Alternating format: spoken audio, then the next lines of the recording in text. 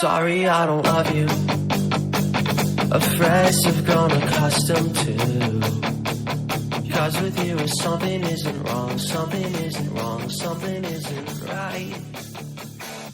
I wish you could be happy. Hey everyone, welcome to Geekdom is back. This week we have another TV show that we will be talking about, but first I want to introduce our guest, MJ. How are you doing today? I'm good. I'm glad to be on the Welcome to Geekdom podcast. Finally, yes, I know. It's been a little while since we've podcasted together, but for anyone who doesn't know, MJ and I hosted Sports Up together for about, I want to say, 33 episodes or so, and then we retired that one, and I started up this one. So today we are going to be talking all about Gotham, and it's in its third season right now, so we will do this a bit like we did the Arrow podcast. If you guys listened to that, it was the one right before this that I did with Craig Manning. So we're going to talk about casting a bit and then the choices they've made for each of the 3 seasons so far and sort of what we think will happen with the rest of season 3. So MJ, casting is a huge part of any TV show, especially if you want it to run for, more than one season, it seems these days. So what do you think of their choice to, cast Ben McKenzie as Jim Gordon? I think, especially if you look at the season, because I've been watching Gotham since the first season and kind of been reviewing it. Yeah. I think Ben McKenzie as James Gordon has been awesome because you get to see like the development of James Gordon almost as like a conflicted character, especially when you get into the newer season. Right. The first season is kind of like, a buddy cop kind of thing between him and Bullock. But once you go into season 2 and season 3, you almost see, because obviously Batman isn't in it. You know what I mean? He's a teen. Bruce Wayne is a teen. Right. You get to see like almost this Bruce Wayne like quality in James Gordon. Like you never, when you read the comics, it's always like Commissioner Gordon and everything. Like he's already done his time as an officer, and we sort of see him in the aftermath of all of that. Yeah, he's kind of like like the conjunction to Batman. He's kind of like, oh well, like he's the overhead. Here you actually see him as a young man, and he's actually conflicted. Like he's not. Like he's an honest guy, but he will do whatever it takes to get the job done. That's kind of like un-Batman, like, you know what I mean? Like Batman has a code that he tries to follow, but James Gordon sometimes does not. Yeah, and you mentioned it sort of being more of a buddy cop type feel in season 1, and they have Donal Logue as Harvey Bullock, and I actually really like him as Bullock, just because I feel like he just embodies the character so well when he's on screen. He's definitely this sort of drunk cop who wants to do everything he can, but at the same time doesn't really want to take that all home with him like Jim seems to do. So I think that was a good fit there. And, you mentioned Bruce Wayne too, and I will probably butcher his last name, but his name is David Mazouz. Or Mazouz, one of the two. It depends on if you pronounce that second Z there. But I feel like for him, he is definitely really great at the Bruce Wayne aspect of the character. And like you said, he's not Batman yet. He's still a teenager. So I'm interested in seeing what they do with him, because I feel like Gotham is one of those shows where they could, jump somewhere between 3 to 5 years, say in season 4 or 5, and have a totally different actor as a young Batman, almost in his, early 20s or something like that. So it'll be interesting to see how this plays out, because we don't really know how many seasons of this we're going to get. So we don't even know really if we're going to see Bruce become Batman. And at the point that they're at now, it's not really going to be anytime soon. You see these glimpses here and there, but what do you think of that casting choice for Bruce? I did like it. The first season I was kind of like, but because I wasn't really sure where the show was going. Right. I thought it was going to be like more of like a detective type thing that was going to really follow on James Gordon. Because at first, when I heard about Gotham, I'm like, Bruce is a kid. You know what I mean? Like, how are you going to like have a Batman show without Batman? You know what I mean? But I think the dynamic between him and I think his name is Sean Pertwee, who's Alfred, is really good because Bruce is kind of like he's still grieving his parents, and he's like this awkward, proper like kid who's still trying to find like his backbone. But Alfred is very much his backbone. He's the muscle. He's the conscience. He's a little bit more firm with Bruce, right? But he's like like we're in this together. You know what I mean? So like there are instances, especially with the new season 3 that we're in, that you see like the detective type thing in Bruce. You see some Batman-esque qualities that are coming and whatnot. But I think that they did a good job with not necessarily putting Bruce at the forefront. James is very much leading the show, like with his storyline and whatnot. Yeah. But I think Bruce is coming along where now they're going to be parallel. You know what I mean? Yeah, and obviously we can't go through every person in depth, but the show does get some bigger names that we've seen in other TV shows, movies, and whatnot. So we have, John Doman as Carmine Falcone, and he's been in stuff. He's been acting for quite a long time. We have Jada Pinkett Smith as Fish Mooney. We have B.D. Wong as Hugo Strange. And, I feel like while not everyone has really liked the Fish Mooney character, because I think it's something that is sort of more so formed in Gotham itself than in the comic books and everything. I had never heard of Fish Mooney before this, but we've heard of Penguin, Joker, Hugo Strange, Mr. Freeze, and a lot of the other villains they've been going back and forth between.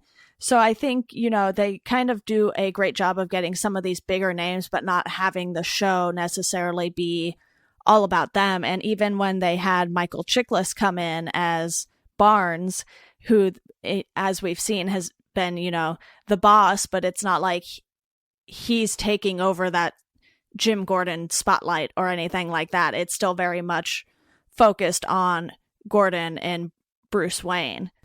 Yeah, I definitely think that the unsung heroes, as far as the other actors are, is definitely Robin Lord Taylor with Penguin. Yeah. And Oswald Cobblepot. You see him in the first season as this like quabbling like weakling. Now he's mayor of the city. That and the transformation there. I think that he's probably one of the best characters on Gotham. Corey Michael Smith is Edward Nygma, showing his intelligence and how he's morphing into the whole Riddler character is awesome. And even Aaron Richards is Barbara Keene. Yeah. You get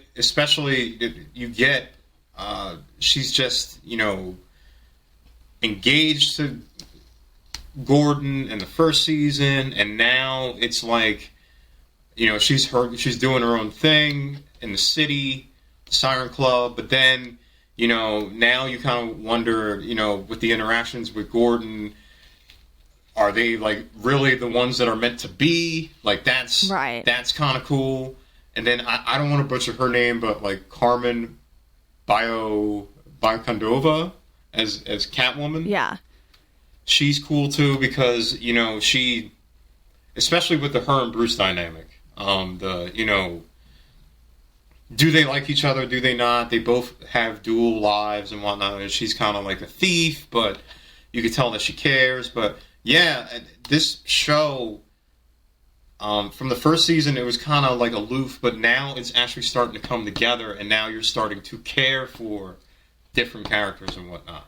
Yeah, so on that note, why don't we jump into the season 1 discussion? Because I know the way this show started, it kind of deterred some people from continuing with the show because, like you said, it didn't have really a set purpose, it seemed. And in season 1, obviously, Jim and Barbara are together, but they are not married or anything. They're living together, and things seem to go basically downhill from there in regards to their relationship. And I think they introduced a lot of characters in the first season, and I feel like, maybe they did a little too much at once. I think had they kept it simpler, I feel like they would have grabbed a lot more people because, we have these glimpses of Selena with the girl who becomes Poison Ivy, and we see Nigma and Cobblepot, and it's like they're giving us all these tidbits, and we even get Harvey Dent in season 1 quite a bit.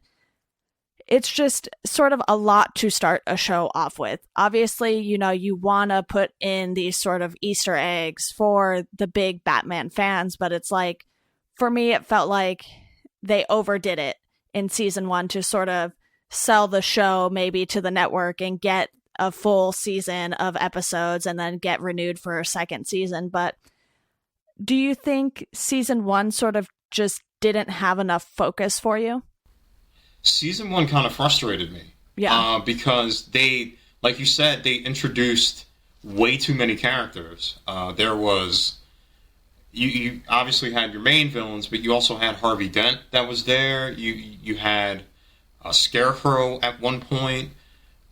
You had, it felt like it was a show that didn't really have any uniform purpose.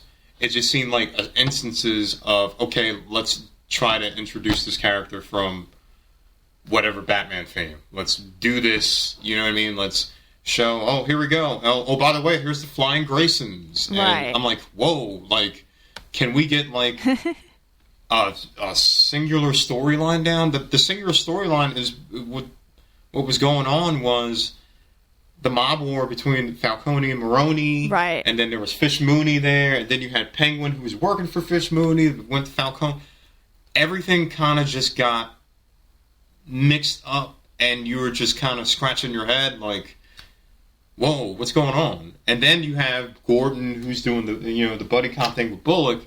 And then there's this tortured thing with Gordon that leads him and Barbara breaking up. It was just way too much in one season. Yeah, and it wasn't even that they were doing something similar to what the DC shows on the CW were doing, which, for a while in season 1 of The Flash, it's like they almost had a different villain every week, but they would still sort of have a overall villain for the season. And then in Arrow, it felt like they would have one villain for a little too long during some seasons. Like they should have maybe done half a season with one villain and then made the second half of the season about a different villain. And here it's like, we know who all of these people become already, so I don't think you need to throw all of them at us at once. And while I was still enjoying the show enough to continue watching it, it just felt like they didn't really know what sort of format they wanted to take with this show. And like you mentioned with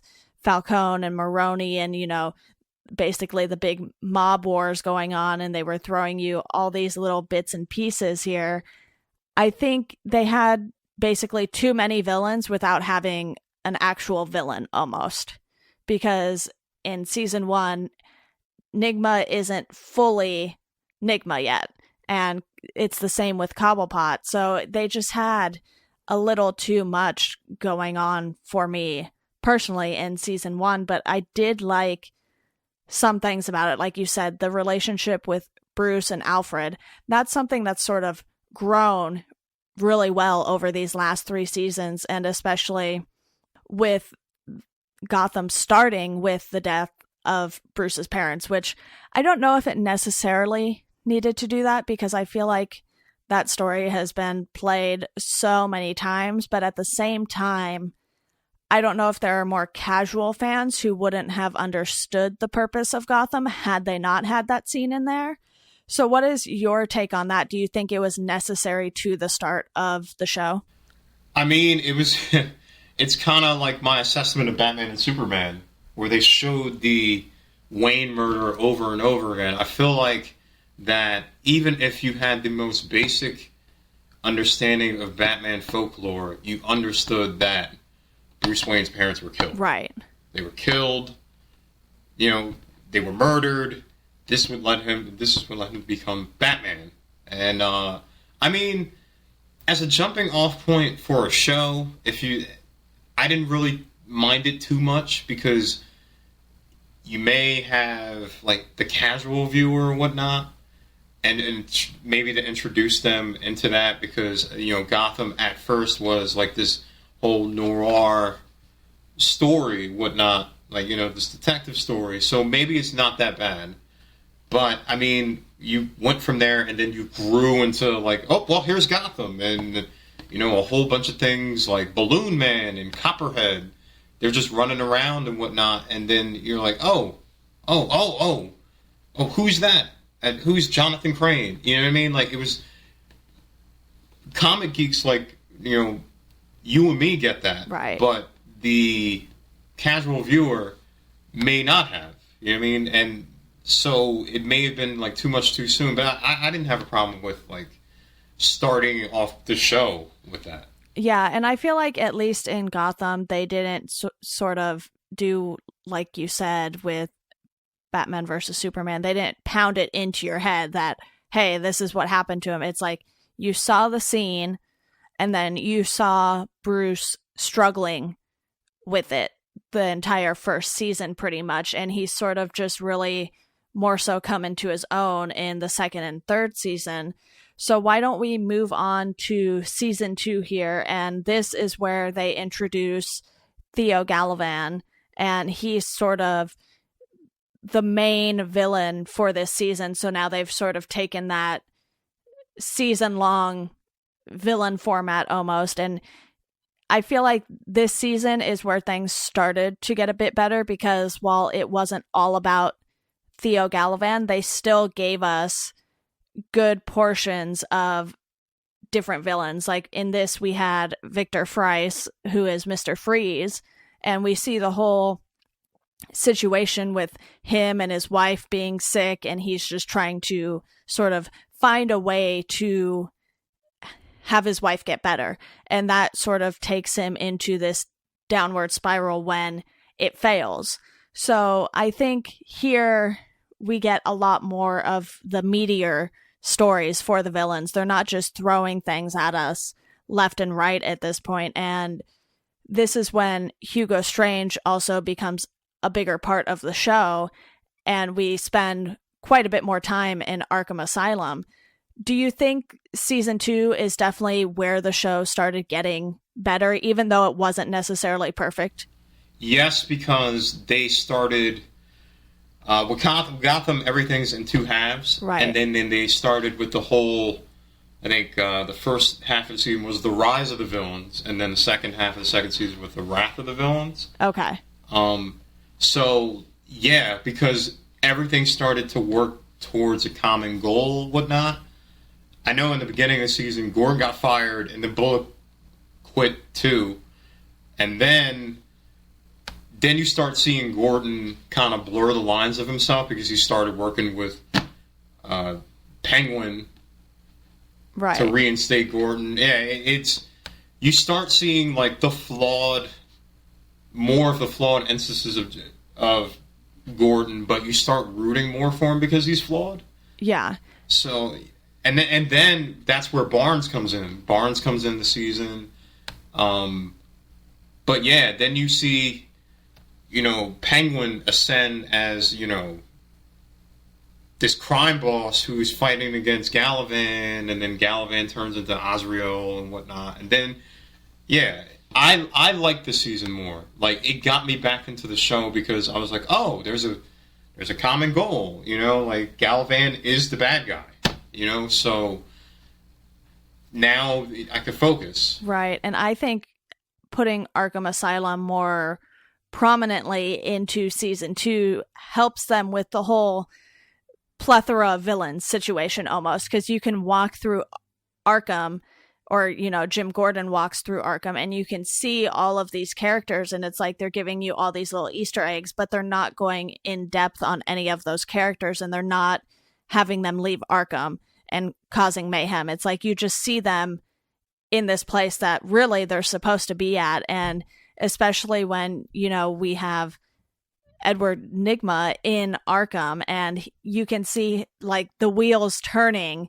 basically, and he's trying to plot how he's going to get out. And I think that season is really what started to help develop these villains in a much better way than they had in season 1. And especially just the whole Hugo Strange and Indian Hill storyline.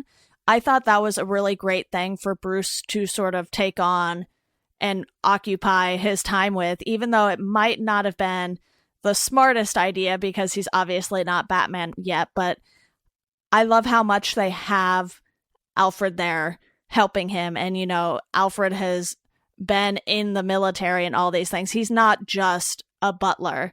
And I think that's when that relationship started to get extremely better because, in season 1, I feel like Bruce was sort of just doing whatever he wanted and not really thinking it through or talking it over with Alfred. And I think season 2 is when that sort of trust starts to develop a lot more, and he will go to Alfred for help instead of trying to do everything completely on his own.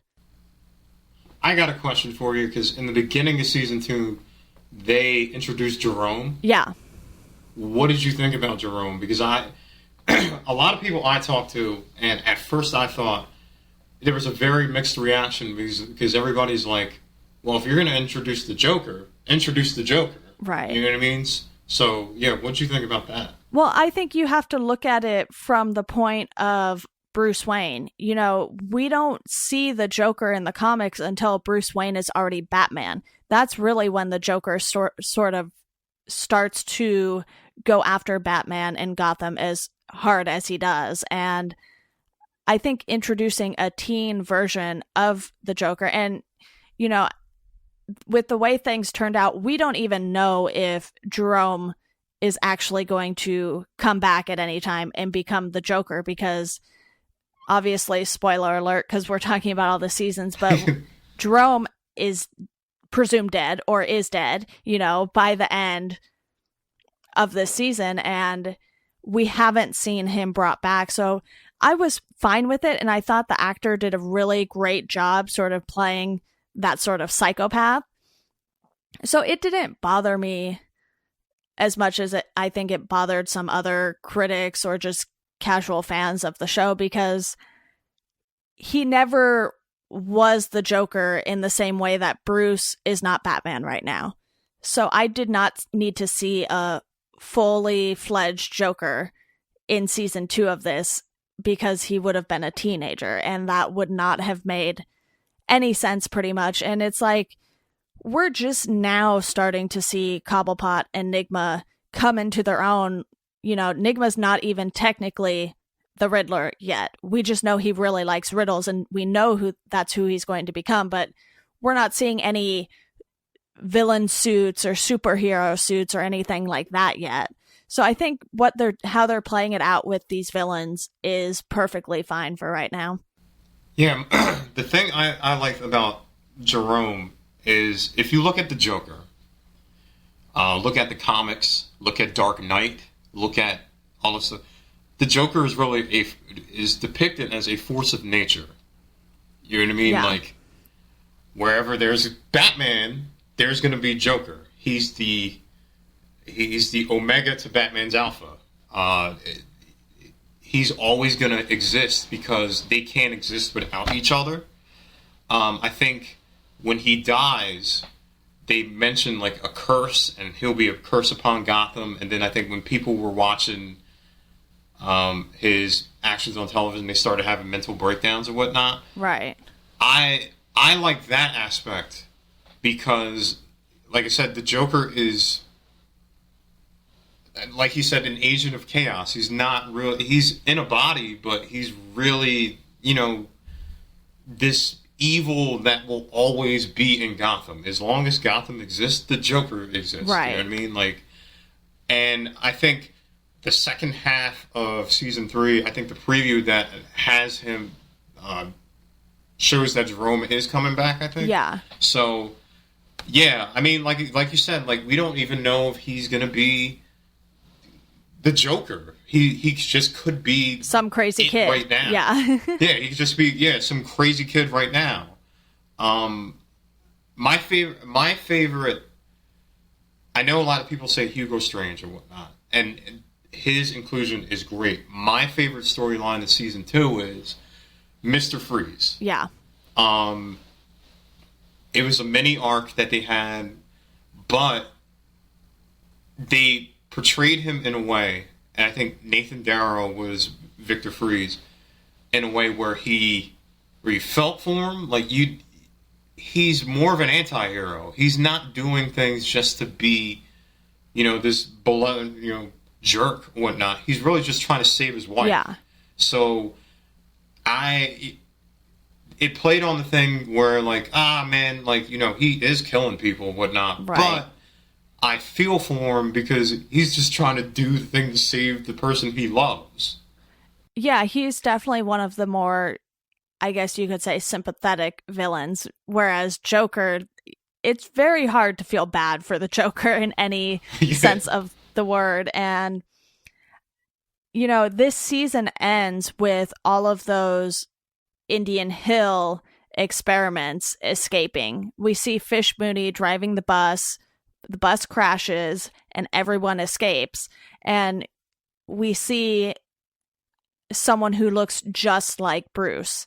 And I think, after having Galavan for pretty much all of the season as a villain, and then he becomes Azrael, and the way that whole situation ends, especially with him attacking Barnes and Barnes ending up in the hospital and everything.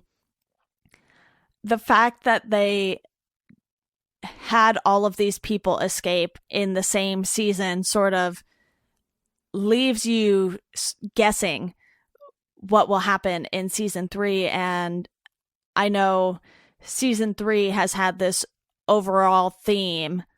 It's kind of like a Mad City, Mad World type of theme. And I think the way they handled season 2 is what has allowed them to sort of have more of these villains or more of the people from the Indian Hill experiments come out in season 3. And I think they've done a good job with handling it better than they did season 1, because in the first half of season 3, we've seen the Bruce lookalike break into Bruce's house, basically. And, they see each other and they're both equally confused. And this leads Bruce down a rabbit hole to figure out what happened. And he goes and meets with his board and basically tells it like it is. And, he's not going to just step aside from the company simply because he's still a kid. He definitely knows what he is doing and is obviously wise beyond his years simply because of sort of everything he's been through in such a short period of time. So what do you think of this theme for season 3 and bringing, Fish Mooney back and a lot of these experiments from Indian Hill? And then we even get the whole Leslie Tompkins storyline that has absolutely nothing to do with any villains at all, really, until, the mid-season finale, basically. So it's like they're tugging at a bunch of different things with this season. Jim becomes a bounty hunter when he's not a cop, and then he returns as a cop. And you have the woman he loves going to marry the son of a Falcone. And I feel like there's a whole lot happening personally for Jim that sort of makes the way he handles these villains even better. Currently, season 3 is my favorite season. Yeah. Because it feels like everybody has a purpose. Everybody has a natural purpose. You mentioned Jim Gordon. Jim Gordon right now is my favorite character because You start to see it in season 2 that he's broken and he's already lost a lot. Now he lost Lee. Right. So, like, now, in season 3, she's going to marry somebody else, and he is struggling with himself. Okay, should I tell her how she feels before she gets married, or should I just let it go? Because I myself is also flawed, and I just want her to be happy. There's this like tug of war that goes back and forth, and when Jervis Tech gets introduced as probably one of the main villains in the first half of the season, he's more of a adjunct, or he brings that out in Bruce. Right. Not only, he has it in his own storyline. He has to find his sister Alice, and of course Alice has the poison blood and whatnot. But it's great because now you have a villain that serves a purpose that goes into this storyline. Then you have another storyline, which is actually, it's actually kind of funny. You have Penguin, who essentially falls in love with Edward Nygma. Yeah. And then Edward Nygma falls in love with a woman, and then Penguin has her killed. And he's mayor now. And now he's also mayor. So Oswald comes full circle here, and then you have that storyline here. Then you have Bruce and Selena, who, are they dating? Are they not? If you ask Selena, she's like, what is this and whatnot? And Bruce is like, yes, you're mine, blah, blah, blah. And then you have the Court of Owls. Yes. Who, if you read any Batman, Batman comic or whatnot, they are always going to be the thorn in Batman's side in Gotham. They are the Illuminati of Gotham and whatnot. And they're there, and Bruce, although he's still a teenager and stuff like that, he's trying to, fight them and, figure out what they're up to and whatnot. I love it. I currently, am a fan of it because, like I said, everybody has a purpose, and it feels natural. Like, you know what I mean? Like, you feel for, spoiler alert, you feel for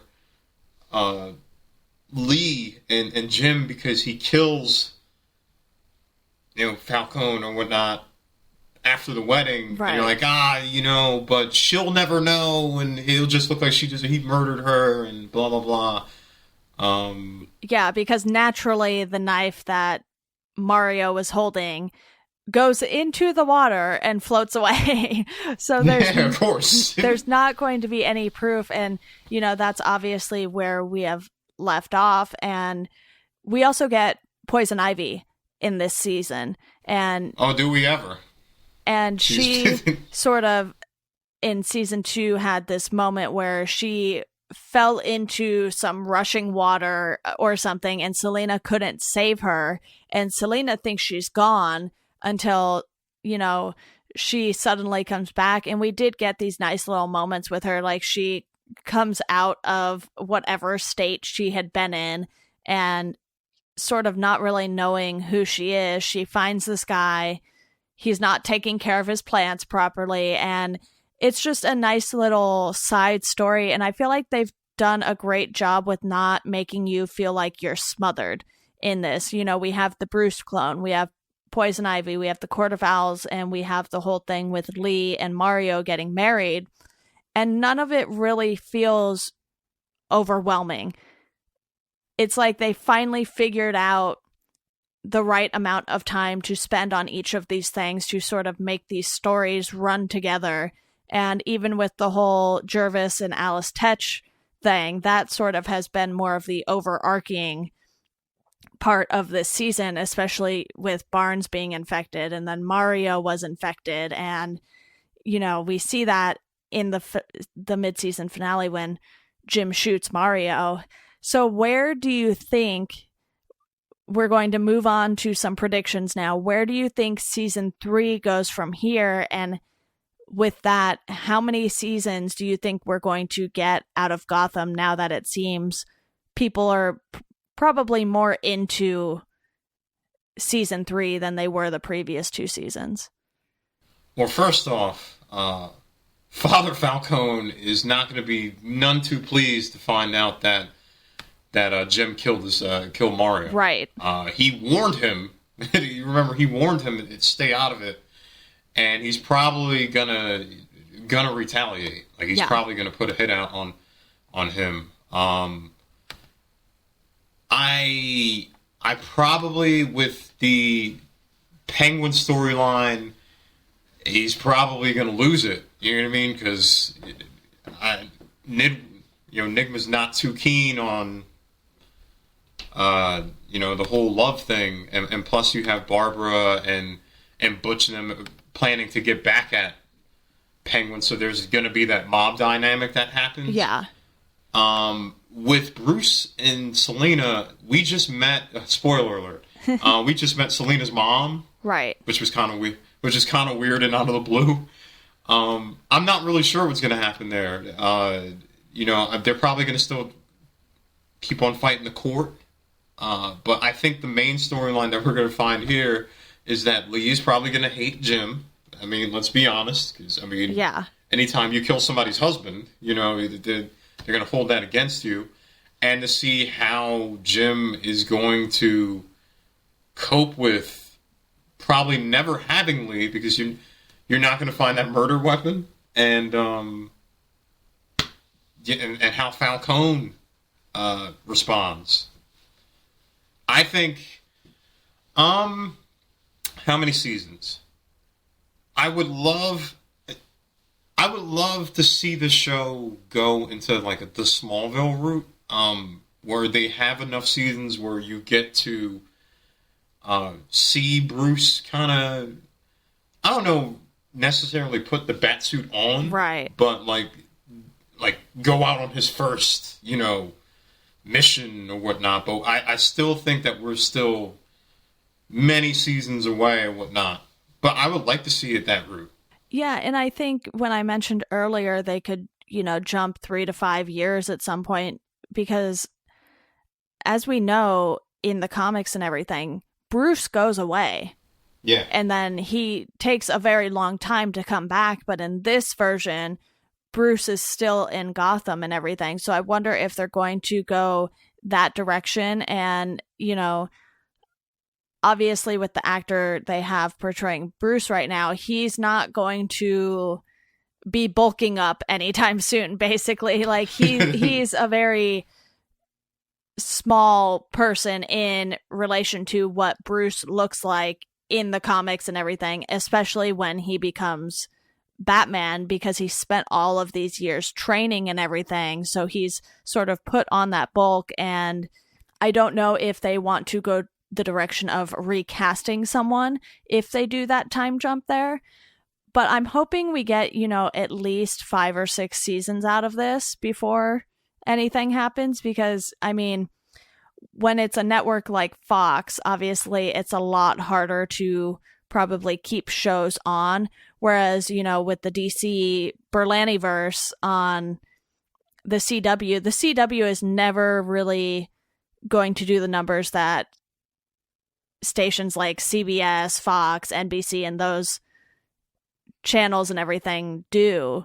So I think they kind of have more room to keep these shows on and develop them further. So I'm hoping we get that with Gotham, because there's still so much that happens between now and Bruce really taking those steps to become Batman that I think they should let it play out. But another thing I wanted to bring up very quickly before we go here is we haven't seen much of Harvey Dent in season 3. Yeah.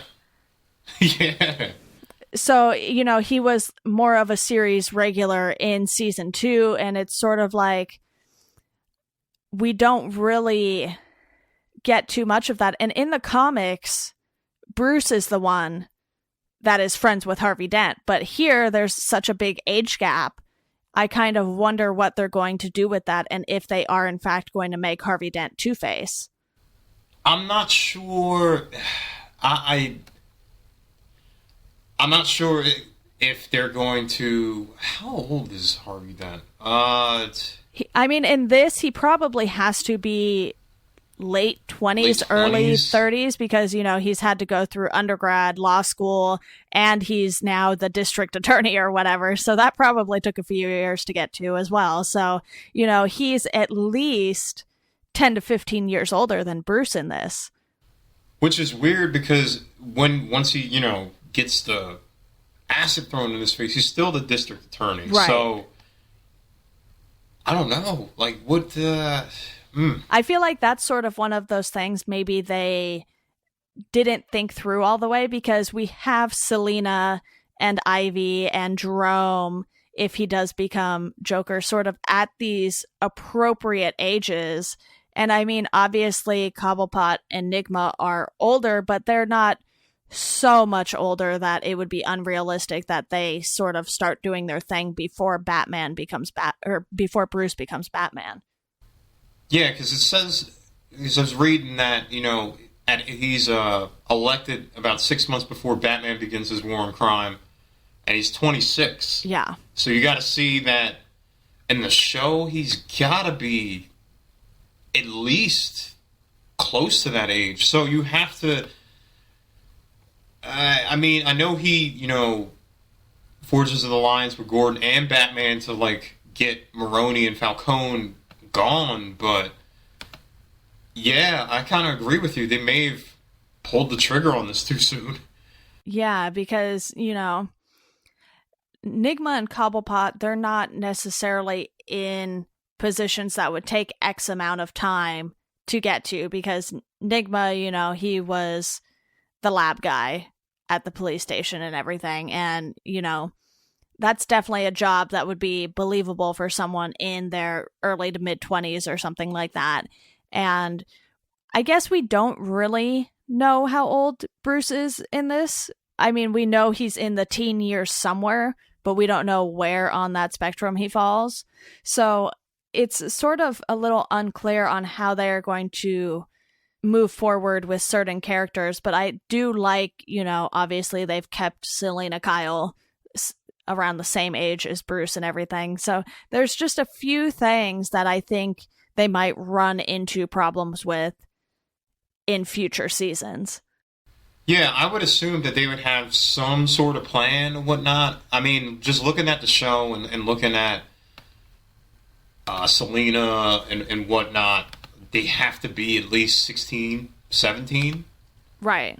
Because I'm guessing, like, the actors around that age. So, I mean, like, if they grow up, you can't be, you know what I mean? Like, yeah. But, I don't know. I mean, like, it kind of goes back to what you said. We could, it could be season 5 and you do the time jump. You know what I mean? Like, 5 years later and blah, blah, blah. Yeah. And you wouldn't have, I don't think you would have Bruce there because, he went away and he joined the League of Shadows and whatnot. But there are, if you look at the Batman folklore, whatnot, there are a lot of instances where you can go into and you could kind of enrich the story. As long as you have a stable work frame to go in it, you can't go back to season 1. This is a great cast, so you have to kind of give it a little bit more structure and just let them be them. You know what I mean? Right. Yeah, so I think, how they finish out season 3 will probably really determine who they are moving forward with as far as, sort of these main villains and characters and everything. And while I would like to see some sort of time jump, I think it really does depend on how many times this show gets renewed for a new season, because obviously if they do season 4 and then they find out season 5 will be their last season, maybe they go ahead and do that time jump between seasons 4 and 5 and sort of bring Bruce back maybe a few episodes into the season, give us a glimpse of what Gotham has been like while he's been away, and then bring him back and sort of leave us hanging there with him becoming Batman. Or even a shot of him in, the first instance of a Batcave. Right. We do see that secret passageway behind the fireplace and everything already that his dad had. And, that's when he brought Lucius Fox in to sort of help with these things. So it's like we're getting these little pieces here and there, and I think it's not unreasonable to think that Lucius might already be working on stuff for Bruce, even though he's currently working at the police station, which is another little weird thing going on there. Lucius being at Gotham PD instead of Wayne Industries. Wayne Enterprises. Yeah. So it'll be interesting to see how that all plays out, but I really do like where they're going with season 3 so far. So do you have any final thoughts on the show? It comes back January 16th.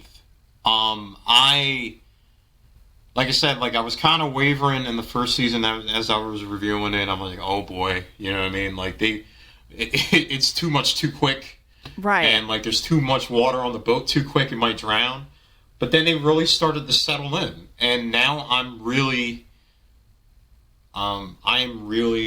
intrigued. I'm really intrigued to see where this goes. I'm really intrigued to see where Gordon goes, or how Bruce in his teenage state fights the court of owls. Like this is a secret society. But yeah, like I'm invested in the characters from like the first time since this series started, and I just want to. All right, what's the end game?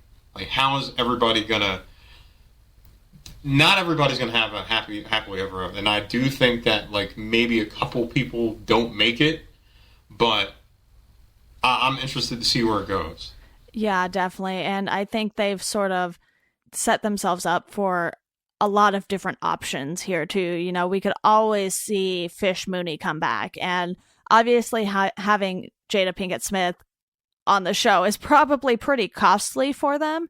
So I think that's why her appearances sort of have toned down and she's not in it quite as much. But I know some people weren't thrilled necessarily with her as sort of a different character and not really someone who's prominent in the comics or anything. But I think I don't want to say she overplays the character, but she is giving such a dramatic performance, and I think it sort of fits very well with the Gotham theme and everything, because you know this city is one that's supposed to be wildly violent and all of these things that, you know, typically most cities are not. And I know obviously there are plenty of places that are crime ridden and everything, but Gotham is just like 10 times sort of what the real world is almost. Yeah, I think Fish Mooney in the first season, everybody was like, oh, it's a mob boss. Like, she's just trying to fight for the city. You know what I mean? Like, It was just like, oh, well, you know, she's just a placeholder here. Oh, she's so annoying.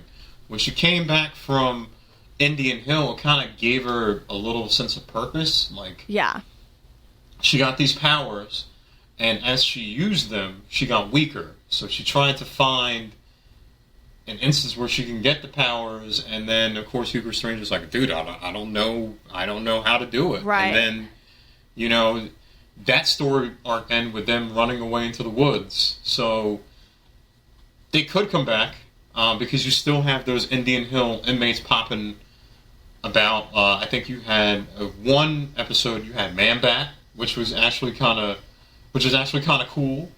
But yeah, I think, you know, with the affliction that Fish Mooney has, it gives another sense to the character other than just being like, oh, well, you know, I'm going to take over Gotham, because you already have like 5 other people trying to do the same thing that we're already familiar with. We know the Falcones. We know Penguin. You know what I mean? So yeah, it was definitely an interesting addition, and I think, you know, obviously the story after she was in Indian Hill and got her powers and everything, that was way more interesting than anything I think she really did in season 1, as far as, you know, typical mob boss owning a club, sort of running things through there. But I think the show is in a very good spot now, and I think, you know, that sort of covers it for everything we have to say right now, because obviously only 2.5 seasons in. There's still a lot more this show can do, but